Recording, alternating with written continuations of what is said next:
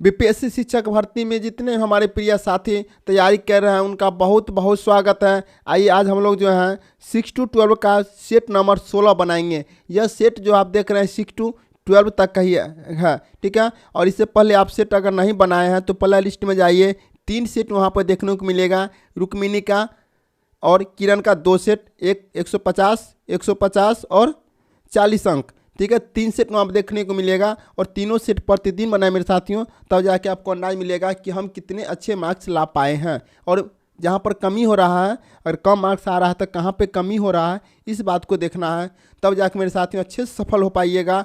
तो आज चलते हैं सेट नंबर 16 को सॉल्व करेंगे, जिसमें कि कुछ मैथ भी रहता है। मैथ 8 से 10 मैथ रहता है, ज़्यादा मैथ भारी नहीं है, लेकिन मैथ का सिर्फ आपको ऑप्शन बताते चलेंगे। तो चलते हैं क्वेश्चन नंबर 1 से स्टार्ट करते हैं। क्वेश्चन नंबर 1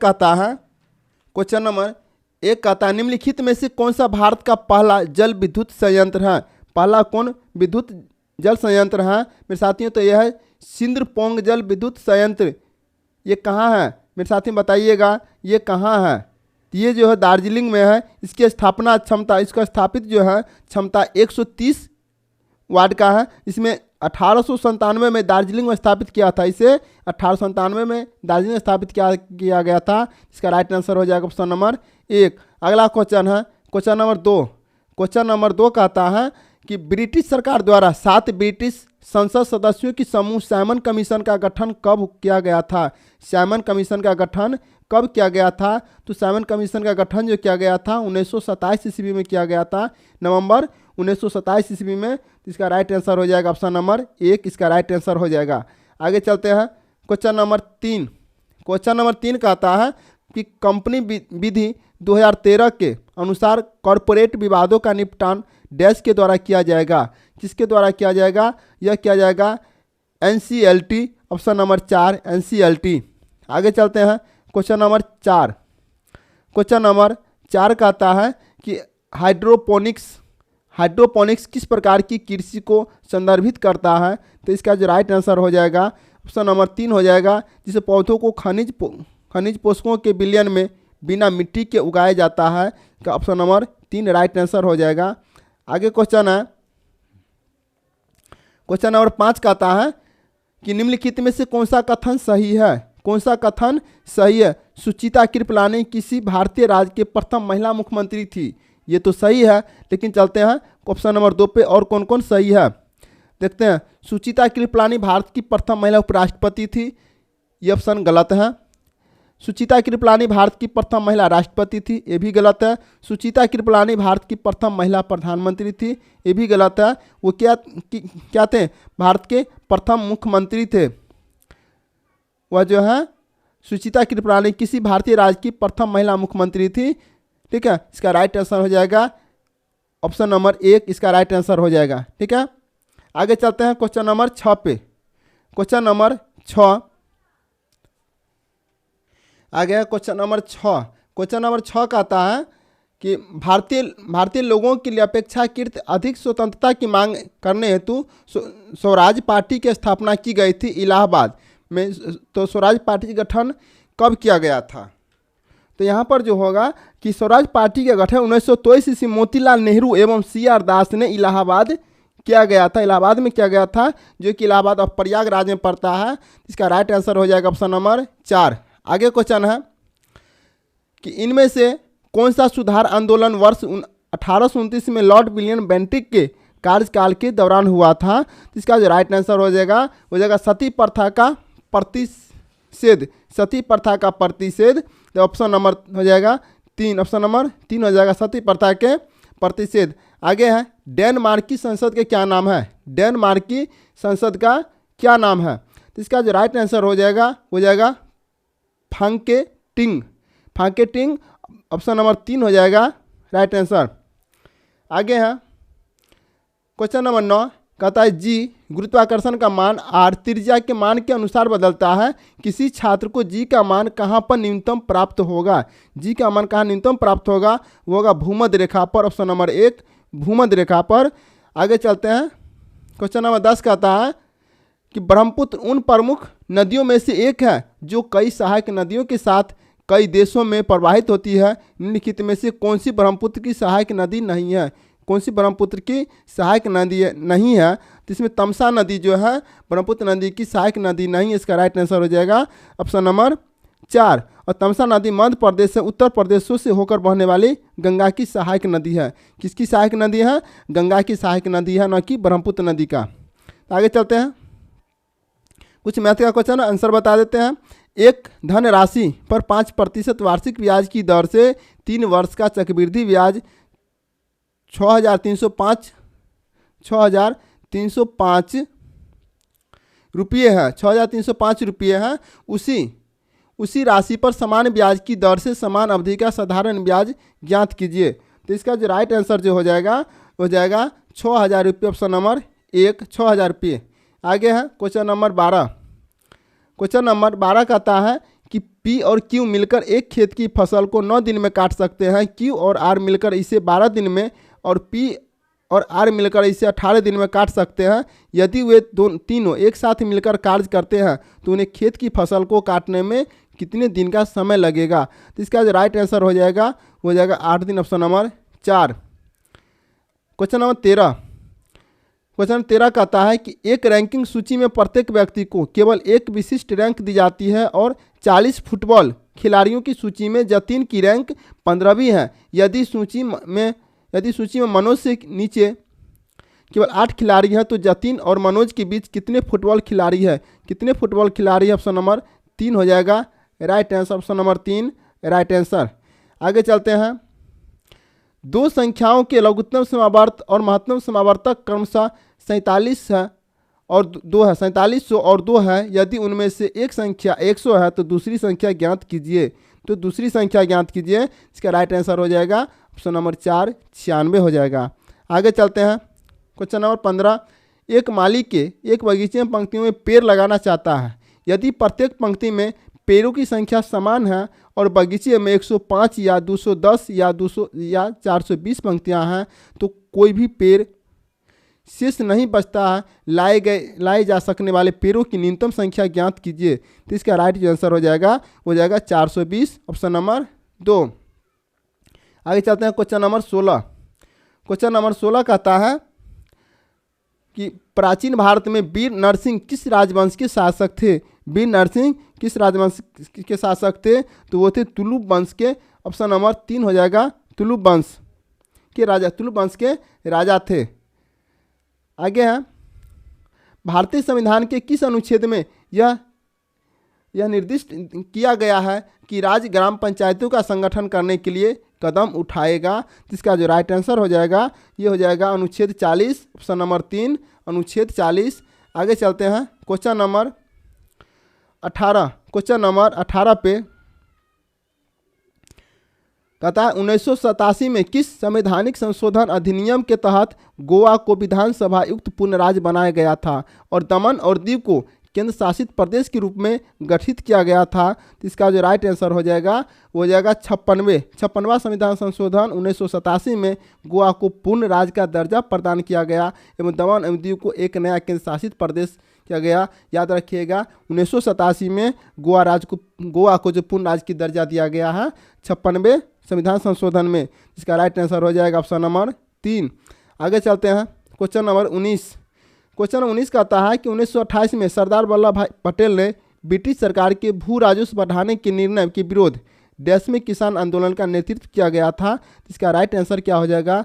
ये तो इसका राइट आंसर होगा बारदोली सत्याग्रह के किसानों के लिए सरदार वल्लभ भाई पटेल के नेतृत्व में एक आंदोलन था और यह आंदोलन भारत में अंग्रेजों द्वारा अन्यायपूर्ण करों को बढ़ाने के खिलाफ संघर्ष था। इसे 5 जनवरी 1928 को लॉन्च किया गया था। ठीक है, आगे चलते हैं, क्वेश्चन नंबर 20 पे कहता प्रकाश संश्लेषण प्रकाश की उपस्थिति में होता है। किस रंग के प्रकाश की रेंज प्रकाश संश्लेषण की दर को सबसे कम प्रभावित करती है? तो इसका राइट आंसर हो जाएगा हरा को सबसे कम प्रभावित करते हैं, हरा रंग, ऑप्शन नंबर 2 हो जाएगा। और हरे रंग को प्रकाश संश्लेषण हेतु दृश्यमान स्पेक्ट्रम में सबसे कम कुशल तरंग दैर्ध्य माना जाता है। हरे रंग का प्रकाश दृश्यमान स्पेक्ट्रम में प्रकाश का सबसे कम कुशलता से उपयोग किया जाने वाला रंग है और प्रकाश संश्लेषण की क्रिया लाल रंग के प्रकाश में सर्वाधिक होता है। लाल में सबसे कम होता है और हरा में सबसे लाल में सबसे अधिक होते हैं और हरा में सबसे कम होते हैं, याद रखिएगा। अगला क्वेश्चन कहता है कि निम्नलिखित में से कौन सा मेक इन इंडिया कार्यक्रम के 4 स्तंभों में से एक नहीं है। 4 स्तंभों में से एक नहीं है, इसका राइट हो जाएगा साझेदारी। साझेदारी पूर्ण ऑप्शन नंबर 1 हो जाएगा। चलते हैं क्वेश्चन नंबर 22 पे। क्वेश्चन नंबर 22 कहता है कि वित्तीय साक्षरता सप्ताह किसके द्वारा संचालित पहल है। किसके द्वारा संचालित पहल है, तो ये हो जाएगा भारतीय रिजर्व बैंक, ऑप्शन नंबर 4। भारतीय रिजर्व बैंक 2016 से प्रत्येक वर्ष वित्तीय साक्षरता सप्ताह का आयोजन कर रहा है ताकि देश भर में किसी विशेष विषय पर वित्तीय शिक्षा संदेशों का प्रचार किया जा सके। अब चलते हैं क्वेश्चन नंबर 23 पे। क्वेश्चन नंबर 23 कहता है कि भारत का कौन सा जैव संरक्षित क्षेत्र bio reserve world network of biosphere reserves में से शामिल नहीं है। इसका राइट आंसर क्या हो जाएगा, इसका राइट आंसर हो जाएगा मानस जो है, इसका राइट आंसर हो जाएगा 18 बायोस्फीयर रिजर्व में से 12 यूनेस्को के मैन एंड बायोस्फीयर कार्यक्रम सूची के आधार पर बायोस्फीयर रिजर्व के विश्व नेटवर्क का हिस्सा है। मानस बायोस्फीयर रिजर्व इस सूची में शामिल नहीं है, इसका राइट आंसर हो जाएगा मानस, ऑप्शन नंबर 2। आगे चलते हैं। क्वेश्चन नंबर 24 कहता है पेमेंट बैंकों के संबंध में इनमें से कौन सा कथन गलत है। कौन सा कथन गलत है। वे डेबिट कार्ड जारी कर सकते हैं, ये सही है। वे मांग आधारित जमा स्वीकार कर सकते हैं, ये भी सही है। ठीक है, ये भी सही है। वे ऋण प्रदान नहीं कर सकते हैं, वे क्रेडिट कार्ड जारी कर सकता है। इसका कौन सा गलत होगा, इसका राइट आंसर। तो भुगतान बैंकिंग भारतीय रिजर्व बैंक द्वारा परिकल्पित विकल्पों का एक नवीन मॉडल है, इसका राइट हो जाएगा क्रेडिट कार्ड, ऑप्शन नंबर 4। ठीक है, आगे चलते हैं। Question number 25। क्वेश्चन नंबर 25 कहता है कि किस पादप हार्मोन की सांद्रता पौधे के शीर्ष पर सबसे अधिक होती है और जड़ों के नज़दीक पहुंचने पर घटती जाती है। इसका जो राइट आंसर हो जाएगा ऑक्सिन, ऑप्शन नंबर 4। ऑक्सिन जो कोशिका वृद्धि और कोशिका विस्तार में शामिल होता है, इसलिए यह मुख्य रूप से पौधों के उन हिस्सों में उत्पन्न होता है जो तने की ओर परिसंचरित होते हैं। ऑक्सिन पौधे के अंदर एक दिशा में संचरण करते हैं, जैसे ऊपर से नीचे की ओर। इस प्रकार की क्रिया करने वाले एकमात्र पादप हार्मोन है। ठीक है, आगे चलते हैं। तो 25 का राइट आंसर हो जाएगा ऑप्शन नंबर 4। और इसको मान ज्ञात करना है, तो मान ज्ञात करने पर इसका राइट जो आंसर हो जाएगा ये हो जाएगा 16.4/5, ऑप्शन नंबर 2। क्वेश्चन आगे कहता है कि ताश के पत्तों के एक गड्डी से यादृच्छिक रूप से एक पत्ता निकाला जाता है। फेस कार्ड मिलाने की प्रायिकता ज्ञात कीजिए। तो इसका राइट आंसर जो हो जाएगा 3/13 हो जाएगा, इसका राइट आंसर, ऑप्शन नंबर 4। आगे है क्वेश्चन नंबर 28। एक व्यक्ति 35 किलोमीटर की दूरी तय करती है। 1 घंटे 20 मिनट के बाद उसने देखा कि उसके द्वारा तय की गई दूरी शेष दूरी के 5/7 के बराबर है, तो उसकी 4 किलोमीटर प्रति घंटा में कितनी थी। तो इसका जो राइट आंसर हो जाएगा वो हो जाएगा, पूरा ऑप्शन नहीं दिया है, 24, 16 और आगे है 24 और 16 के बाद हो जाएगा 12 किलोमीटर और 10 किलोमीटर प्रति घंटा। तो इसका जो राइट आंसर हो जाएगा वो हो जाएगा 10 किलोमीटर प्रति घंटा, ऑप्शन नंबर 4 इसका राइट आंसर हो जाएगा। आगे चलते हैं क्वेश्चन नंबर 29 पे।